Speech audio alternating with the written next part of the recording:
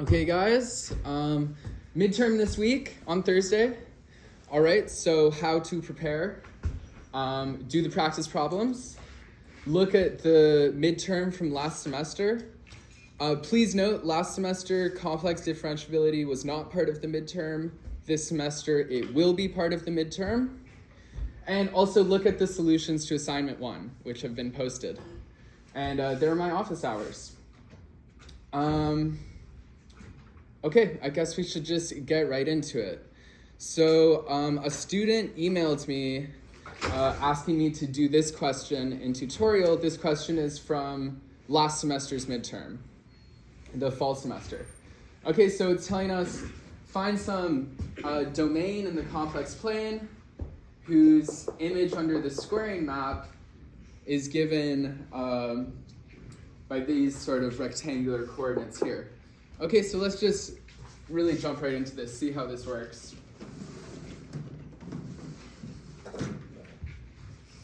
So here's the solution.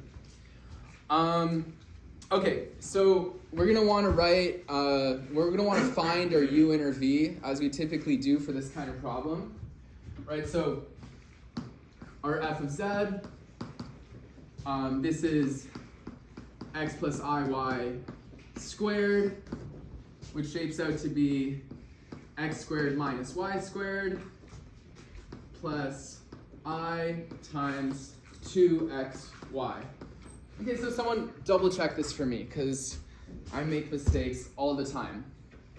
Okay, and so from here we can read off our u is going to be this x squared minus y squared, and our v is going to be this 2xy. I guess one thing I should ask real quick, it says to find a path-connected region, or a domain. What do I mean by path-connected here? Can someone explain that to me? Path-connected.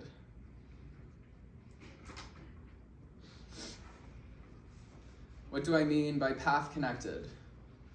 Yeah? Just continuous? Kind of. So what path-connected means, so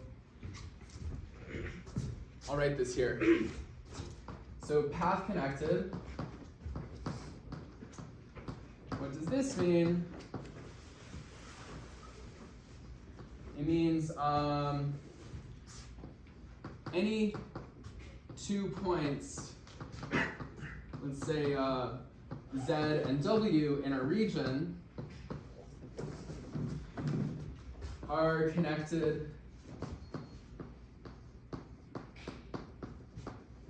by a continuous path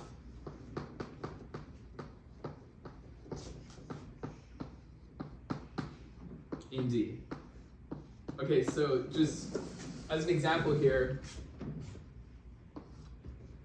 a region like this, if this is our D, then it's path connected because I could have my Z here, say, and a W here, say, and then I can connect them with a path like that.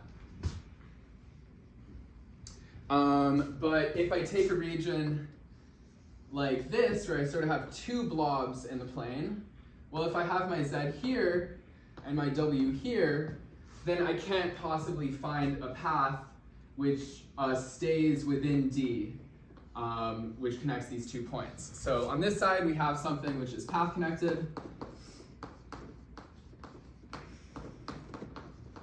And on this side, we have something which is not path connected. Does that make sense, guys? Path connected? You can connect them with a path. Okay. Sorry for the people in the front row, but I'm going to write on this board, and you guys can shift and weave to see what I'm writing. Okay. So, what we're going to want to do here to solve this problem, we're going to want to look at the boundary conditions.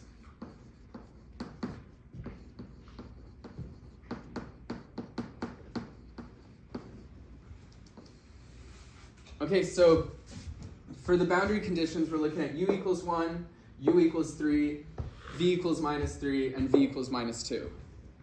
Okay, so u equals 1, u equals 3, v equals minus 3, v equals minus 2.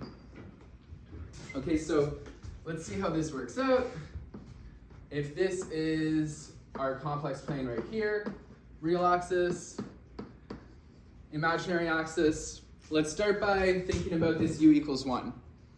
Okay, so keep in mind we found that u is x squared minus y squared. Okay, so we have that x squared minus y squared equals 1. And then you can go ahead and solve for y. You get y is x squared minus 1, the positive square root or the negative square root. Okay, so now we can basically trace this just how you would trace a function. Okay, so if we look at what happens when we have x equals 1, we get y equals 0. So this would be our point, x equals 1, y equals 0. Okay, we plug in x equals minus 1, we would get a point here. So this is our minus 1 or y equals 0. So we're literally just going to graph this function like we've been graphing functions since like high school or whatever. Okay, so if we look at x equals 2, then y is going to be the plus minus square root of 2, or a square root of 3, I should say. Okay, so if we have x equals 2, maybe x equals 2 is around here, y equals square root of 3, so here's our point 2 square root of 3. And then down here we're going to have the point 2 minus square root of 3, right? So these are solutions to this equation, okay? And if we take our minus 2, we're going to have minus 2 square root of 3, and minus 2 minus the square root of 3. Okay, and so just keep tracing these points, okay? Keep plugging in different values for x, and you end up getting a sort of curve. Now this is a very rough drawing, so bear with me. But you'll trace out a curve that's something like this. Okay? Rough drawing.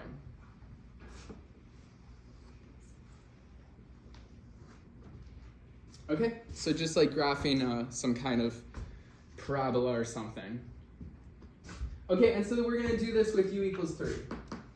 So the second boundary condition, this is telling us that y is equal to x squared minus 3, and then we're looking at the positive and negative square roots.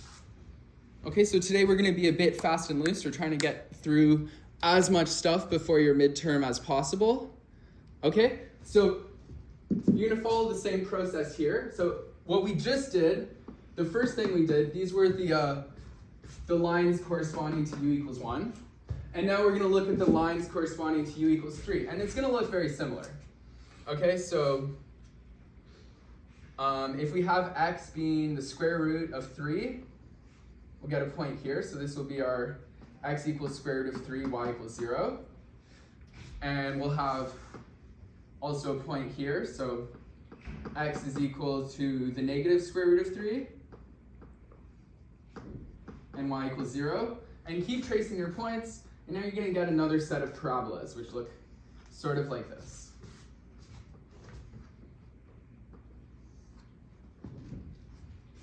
Okay.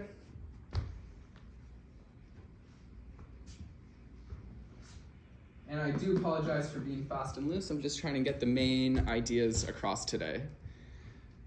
Okay, so v equals minus 3. What was our v? Our v was 2xy. Okay, so 2xy is equal to minus 3. So my drawing's not so good. Maybe I should indicate the last thing I did was corresponding to u equals 3. Okay. So 2xy equals minus 3. We're going to get y is equal to minus 3 over 2x. Okay, and so maybe you recognize, when you have 1 over x, you get these sort of asymptotic functions, which look something like this.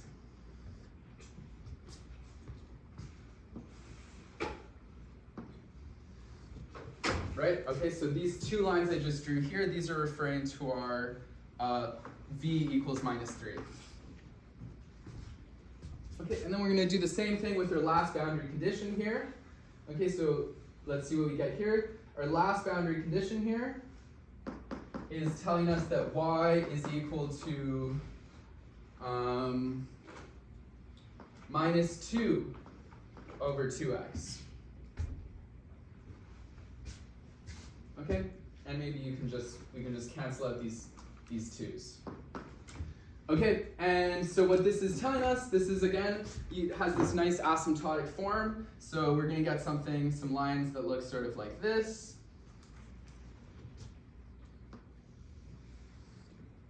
Okay. And now the natural question to ask is, what was the point of everything I just did, right? Okay, well, so here's our parabola for u equals 1. Here's our parabola for u equals 3. So everything in this region between those two parabolas, everything in this region between the two parabolas is satisfying our first parametric condition, that u is in between 1 and 3. Okay, and again, it's these two parabolas. Everything in between these two parabolas as well is satisfying our first parametric condition here. Okay, and then here's our curve for v equals minus 3. And then we also have the curve I drew here. This other curve here is for v equals minus 2. So everything between these two curves and everything between these two curves is satisfying our second parametric condition. Okay, so now if we want to satisfy both of them simultaneously, that's what we want, then we can just look at the overlap. Okay, so we can look at this region here, and also we have an overlap in this region here. Okay, so we have these two regions, and these two regions are mapping onto this set here. But if we take these two domains together, well, that's not path connected, right? These two guys are totally disjoint from each other. Any path coming from here to here is gonna jump outside of our domain at some point.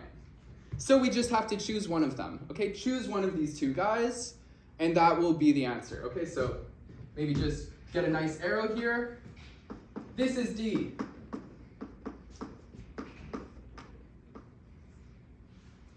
Okay. All right, so again, I know this is a bit fast and loose, but I do want to get through a lot of stuff today. And I would like to ask, are there any questions on this solution I just ran through? Yeah? It's like a picture is good, you don't have to define it as like a set. That's a great question. So on the midterm, they didn't specify, so basically what you're asking is, do we need to give the specific parametric equation for this set? Or is just the picture enough? So looking at the solution, which was offered, the picture is just enough, but in the void, you're on the midterm, how do you know the picture is enough? Well, we basically know about two systems of coordinates. We know rectangular coordinates, or Cartesian coordinates, and we know polar coordinates. Well, we're not going to describe this set very well with Cartesian coordinates because it's all curvy and it doesn't line up with the grid very nicely. So we can't be expected to describe it with Cartesian coordinates. And also it doesn't have this sort of nice circular symmetry. So you can't be expected to describe it with polar coordinates. And so we conclude that a picture is enough. Okay? Does that answer your question? Okay. Yeah. Can we just pick either of them and say this is the... Yeah, you can pick either one, but the important part is the important point is that you don't pick both. If you pick both, you don't get something which is path connected. But if you pick one of them, that's good enough, and we're happy. Any more questions on this one? Okay, so again, this was the fourth question on last semester's midterm. Okay.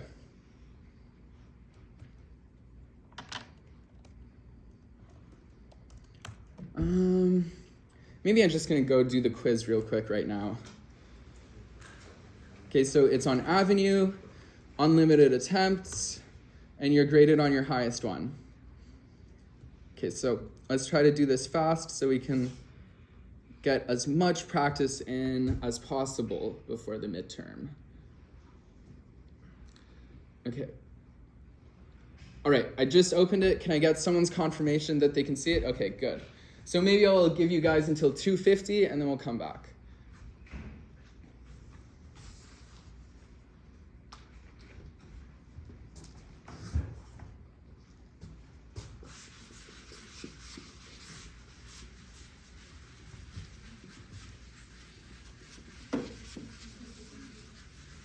And yeah, feel free to discuss amongst yourselves.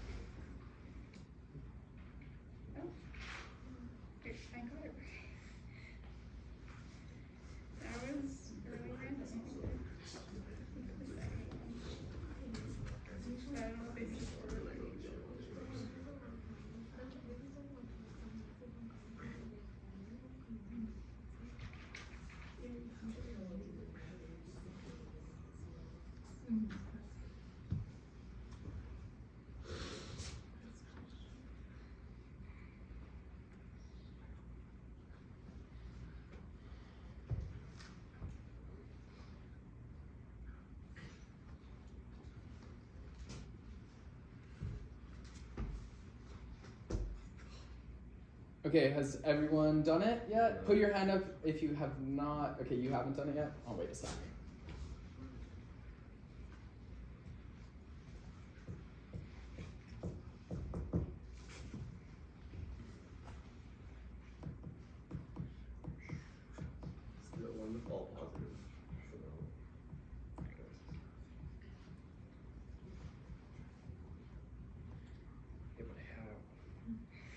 Why is that the answer? Is that the question? Yeah. Okay, put your hand up if you have not yet completed the quiz. Okay, I'll wait just another second. Not too long because we have a lot to go through today. And again, guys, a question I always get before any kind of midterm or exam, people are always so eager to ask, will there be proofs on the midterm? Okay, so the answer is the main focus is not proofs. Okay, so if you have like a really good comfort with the basic computations, then you're good. However, a simple fast proof is fair game. So I encourage you to take a look from the exam from last semester, which had like one kind of proof question. So the main focus is not proofs, but a short and easy proof is still fair game. Okay, has everyone completed the quiz so far?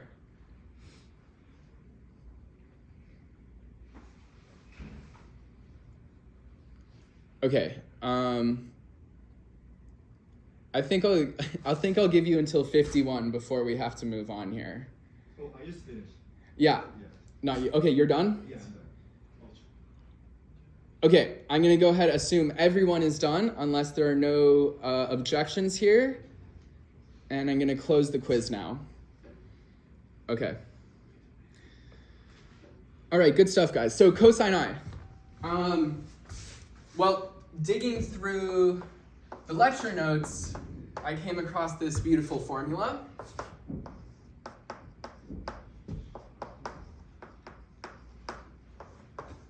Okay?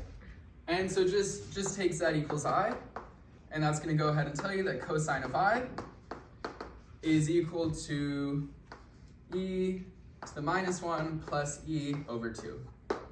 Okay? And just philosophically, this is interesting because we're always used to looking at cosine of a real number. So now we can look at cosine of an imaginary number, and what I find really surprising is it still ends up being a real number.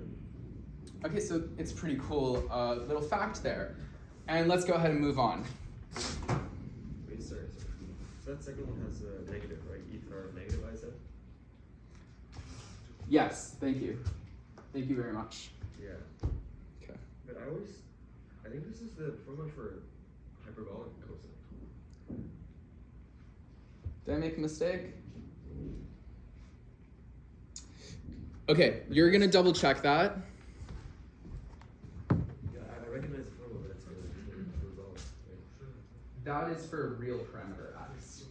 Okay, so you're gonna look through the lecture notes and make sure that what I said here is correct. Do I have confirmation from the front row? Oh, it's real. Okay, I think I have confirmation that I did not make a mistake. So let's go ahead and move on here.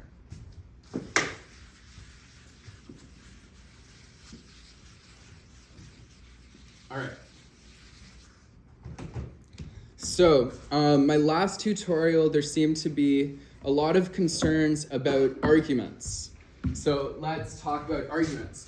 This is not a question from the textbook. This is just a question I conjured up to get some practice with arguments. Okay, so part A, compute the principal argument of, let's say, minus 1 minus I. Part B, compute 3 non-principal arguments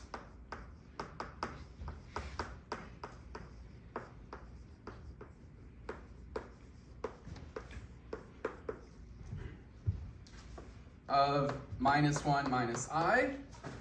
And then part C, compute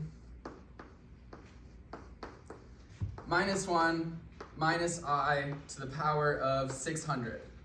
Okay, so when you see a big number like that, you know there's some kind of trick. So let's jump into this.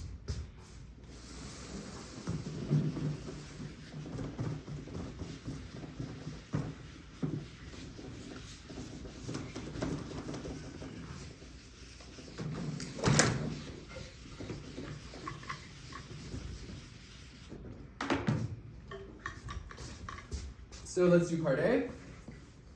Okay, so let's just graph this guy in the plane. So minus 1 minus I is going to be somewhere here. And the principal argument is going to be this angle here, theta, we'll call it. That's the principal argument.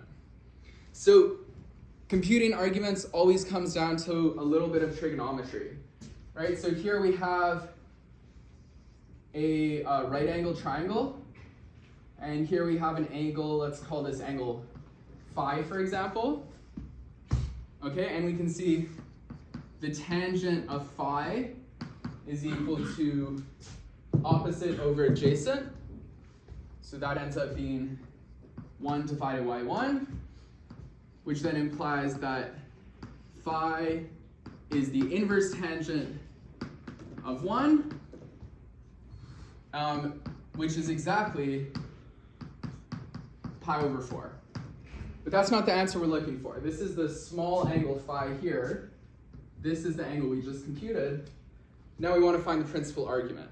So to find the principal argument, first we're going negative pi over 2 degrees here, and then negative 5 degrees this way. Okay, so just a little bit of geometry here. The principal argument, therefore, the principal argument of minus 1 minus I is minus pi over 2 minus 5, which is minus pi over 2 minus pi over 4. Okay, let's see. Minus 3 over 4.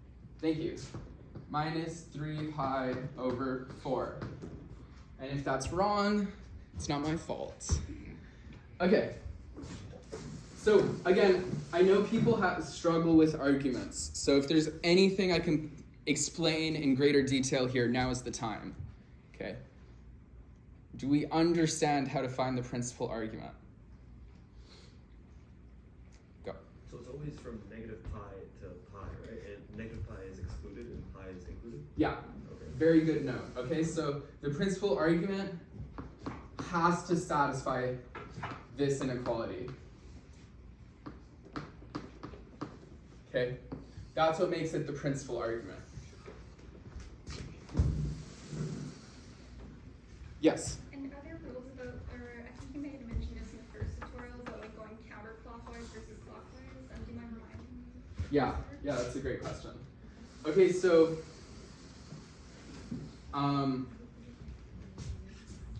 as a general rule, counterclockwise is considered a positive angle. Clockwise is considered a negative angle. Okay? And you always start from the positive x-axis. This is always how we compute our arguments. We start from the positive x-axis. Okay? And so here, we started at the positive x-axis, and we went clockwise, which is why we ended up with a negative argument. Okay, so good question. Is there any more points on that you need? Okay. No, that's good. Thank you. All right, any more questions on arguments? Again, I know this is something a lot of my students told me they're having trouble with. So any more questions on arguments? Okay, feel free to speak up at any point. So let's pass to part B of this question.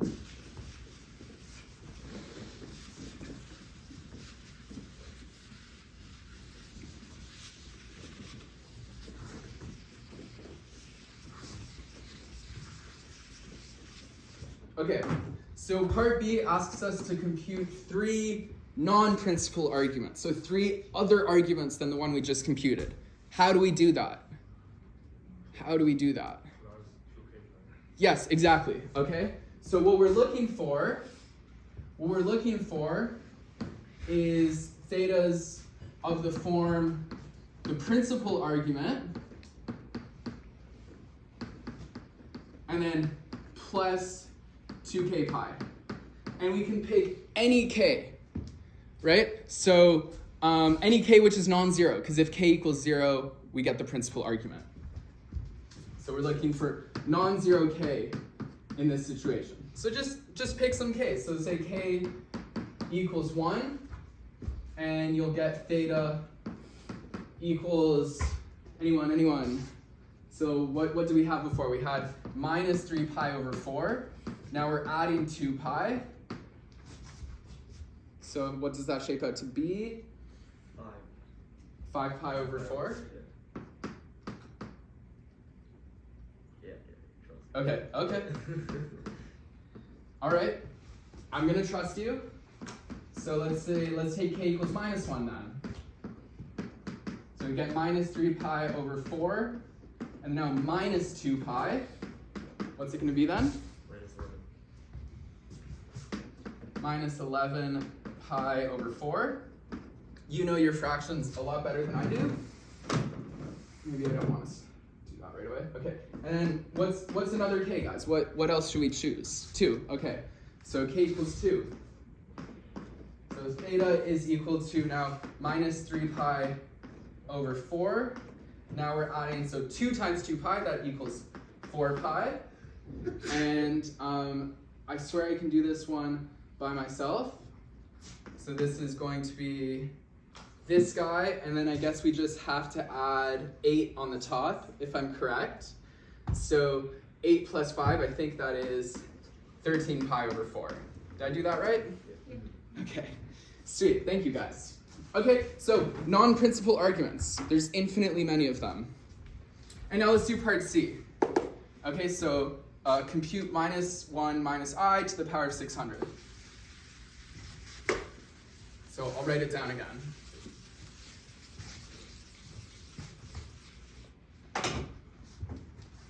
So minus 1 minus I to the power of 600.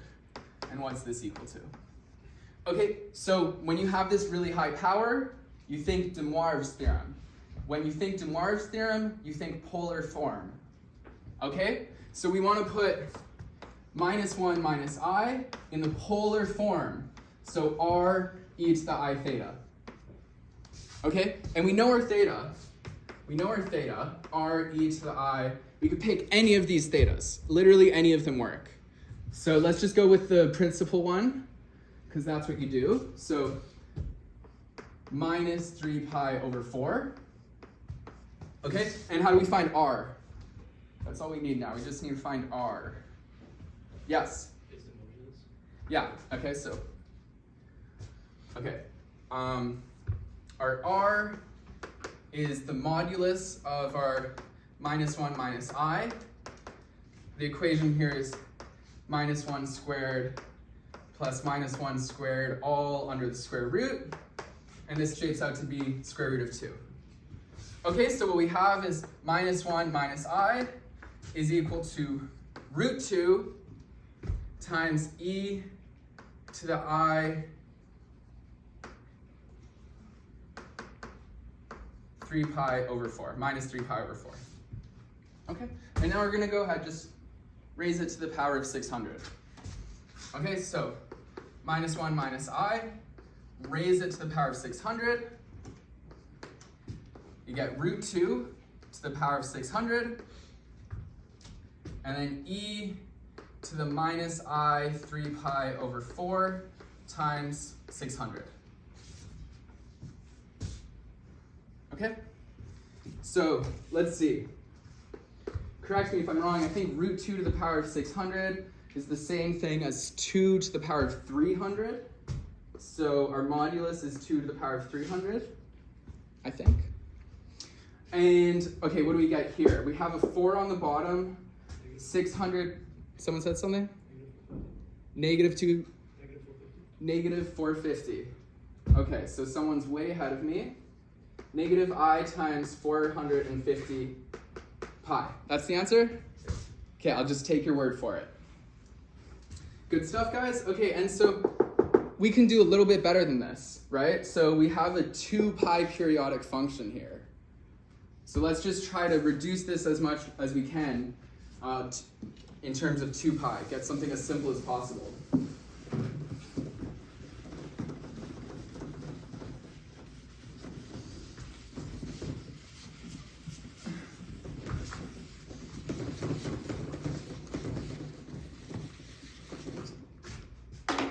Okay, so let's just continue this chain of equalities. We get 2 to the power of 300 times, okay, e to the I outside of minus 450 pi. Well, we can take 2 pi out of this. We get, so 2 to the 300 outside of e to the I. Let's take our minus 2 pi out. And what do we get here? Minus, so 2 times 450, what? 255, thank you. 225, of course. 225. Okay, and so we have 2 pi periodicity, right? We have 2 pi periodicity. So we got 2 to the 300. Then we can just forget about this whole thing, which is a multiple of 2 pi. Put in I to the 0. Okay? We just get 2 to the 300. Okay, so what's going on here is e to the I theta is 2 pi periodic in theta. Okay, did I do this right? Any objections? You know, I make a lot of mistakes, which is good because I'm just testing you. All the mistakes are totally on purpose. Any questions, comments, concerns? Did I do something wrong? You look pretty skeptical. Yeah. Speak now or yeah, go for it. Because in lecture, Dr. Wang says that anything like e to the power 2 pi I k is equal to 1. Is that also true for negative, like e to the negative 2 pi I k? Yeah, so just take k to be negative, yeah. Oh. Yeah. Okay. Looking good, guys. Looking good. Okay, so if you're asked to prove something is or is not complex differentiable, what are you going to do? There's one thing you always do to prove or disprove complex differentiability. Solve the Cauchy-Riemann equation? Yes, Cauchy-Riemann equations, okay? So I have not seen the midterm, but this is totally fair game on the midterm. If they ask you prove or disprove complex differentiability, it is highly likely there will be a Cauchy-Riemann equations question, okay? So let's see. I'll give you guys 2 options. We can run through a complex differentiability question with the Cauchy-Riemann equations, or we can do some more proof-oriented stuff just to warm ourselves up for that possible proof question on the midterm. Okay, so option 1 or option 2? Option 1, hands up. Cauchy-Riemann equations. Option 2, hands up. Okay, it looks like we're definitely doing option 1. Okay, so Cauchy-Riemann equations it is.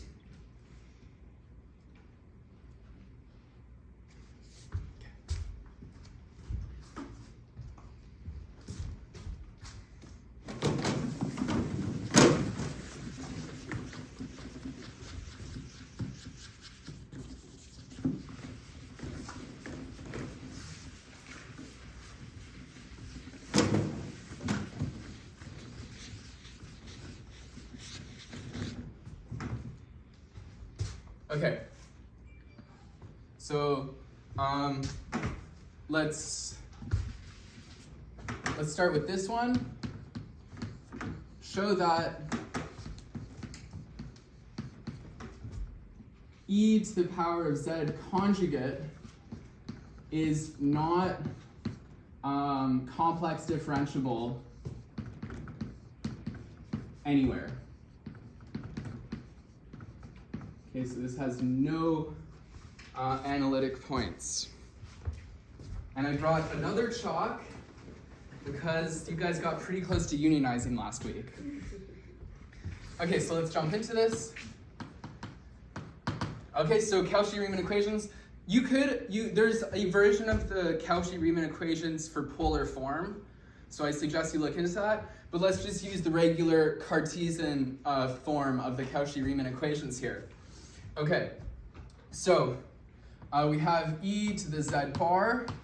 This is e to the x minus iy, which is e to the x, okay, and so now we're going to apply our so times e to the I outside of minus y, and so we're going to apply our Euler's formula. We get e to the x outside of cosine of minus y plus I sine of minus y. We recently did a very similar question, I think. Okay, so we have cosine being an even function, so cosine y. We have sine being an odd function, minus sine y. And now let's break it up into the 2 parts. We have e to the x cosine y, and then plus I outside of minus e to the x sine y. Okay, so I think we did like almost the same question actually last week, but let's just see how this shapes out. So our u is this real part here, so we got e to the x cosine y, and our v is the imaginary part, so e to the x sine y. Okay, yes? Do you mean negative e to the x sine? Minus. Yeah, wait, did I do something wrong? Yeah, there. Right here, thank you. Okay, so another test and you passed. But also there, e to the x plus y minus. Oh yeah, I have a minus, it just didn't draw it very well. So there's a minus there. Let's make a big, big visible minus. Okay, so now I think I'm good, and thank you for pointing that out. Okay, so we have two equations to check. Okay, let's see if we can't run through this at top speed and maybe get one more question in there, because we are preparing for a midterm. Okay, so the Cauchy-Riemann equations. The first Cauchy-Riemann equation is telling us this. The second Cauchy-Riemann equation is telling us this. Okay, let's take a look at this guy. What's happening here? Okay, the partial u with respect to x, we just get e to x cosine y. The partial v with respect to y, we get we get minus e to the x cosine y. And I think we did this last week. You work it out, you see that you do a little bit of math, you find that cosine of y equals 0. So a little bit fast and loose here, okay? So let's look at the second Cauchy-Riemann equations. So partial u, partial y, we get minus e to the x sine y. And then here we get, so we have this minus, but we also have this minus. So we get e to the x sine y. And so combining, so we do a little bit of math. We find that sine of y equals 0. And basically the conclusion is cosine y equals 0 and sine y equals 0 is never possible. Never occurs.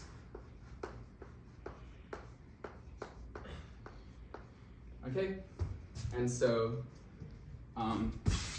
yeah, that's basically the solution. If you're wondering why these two things can never occur at once, I would remind you that cos squared y plus sine squared y equals 1. Okay, so if they're both equal to 0, that's just totally impossible. Okay, 7 minutes. What are we thinking? A quick proof? Yeah. A quick proof? Okay, and before you guys start running out, I have to encourage you to come to my office hours. You can just show up, or if it's even better if you email me about what you would like to talk about so I can prepare a bit. I wrote them earlier, they're also on Avenue. And I know people are eager to get out towards the end, so I just want to remind you, if you do the practice problems, if you look at last year's midterm, and you look at the solutions to the assignment, you will be well prepared for the upcoming midterm. So do those 3 things and you'll be ready. Okay, so fast and loose here, guys. Here's the next question. Show that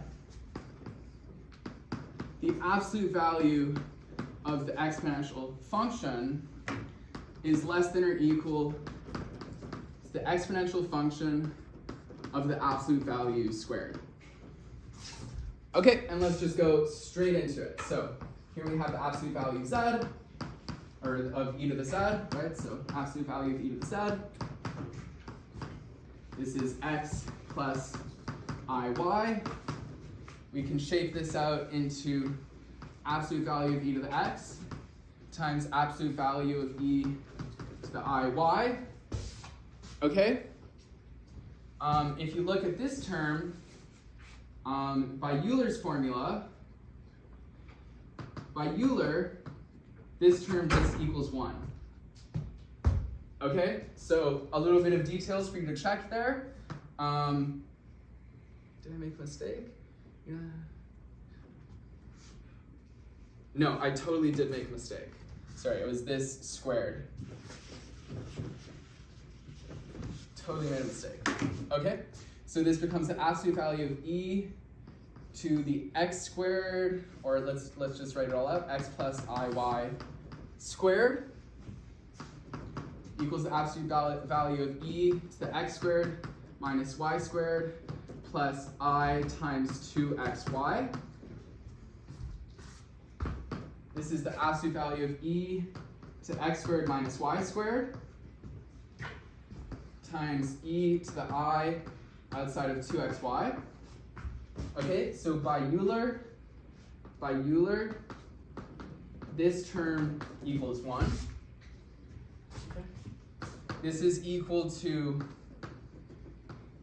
e to the x squared. Well, this e to any power is automatically, any real power is automatically a positive number. Okay, so e to any real power is a positive number. Or yeah, so we could just go ahead and get rid of the absolute values. Minus y squared. E to the x squared times e to the minus y squared. Okay, so the next thing here, keep in mind the graph of e to the x looks like this. So maybe we'll do it in terms of theta. This is theta, this is e to the theta, and we're intersecting the y-axis at the height 1. Okay? And so minus y squared is clearly non-positive. So we're going to be on this side of things where we are less than 1. Okay, so this term is at most 1. Let's continue our work down here. So we get less than or equal to e to the x squared. And so if we look at e to the positive y squared, well, positive y squared is greater or equal to 0. So then we're falling on this side of the graph. Okay? And so we have e to the y squared here, right? Because this is now positive. So this term right here is greater or equal to 1. So it works out. And this is equal to e to the x squared, e to the y squared, or sorry, e to the x squared plus y squared, which is e to the modulus of z squared.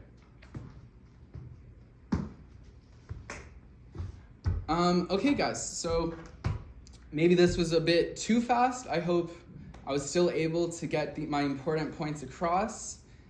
Really just trying to do a really tight review of the most important concepts before your midterm. And if you have any questions, now is the time. That's all for today, guys.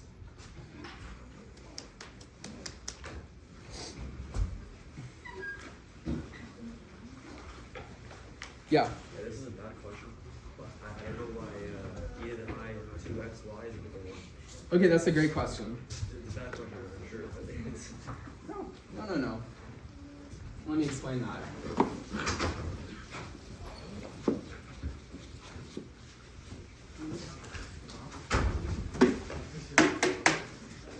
So, Euler's formula tells us, Euler's formula says that if theta is a real number, then e to the I theta is equal to cosine theta plus I sine theta, right? Yeah. Okay, so if we look at the modulus of e to the I theta, the real part is cosine, so we get cosine squared theta. The imaginary part is sine, so we get sine squared theta. I guess this is the modulus squared. Or maybe we can just go ahead and put our square root here, that's fine. Now, cosine squared plus sine squared equals 1, doesn't it? So we just end up with the square root of 1, which is equal to 1. So what I did there is I was just taking theta is equal to 2xy. Yeah? So I just ignore the modulus. Okay, thank you. Yeah. Why is the modulus of x here set to modulus of e equals x squared? Oh, I just, We gotta do two. oh no. I messed everyone up. Also, I made a big mistake. Okay, hopefully that didn't confuse too many people. So thank you for pointing that out. It's implied. Pardon? It was implied. So. It was implied, totally implied. Yeah.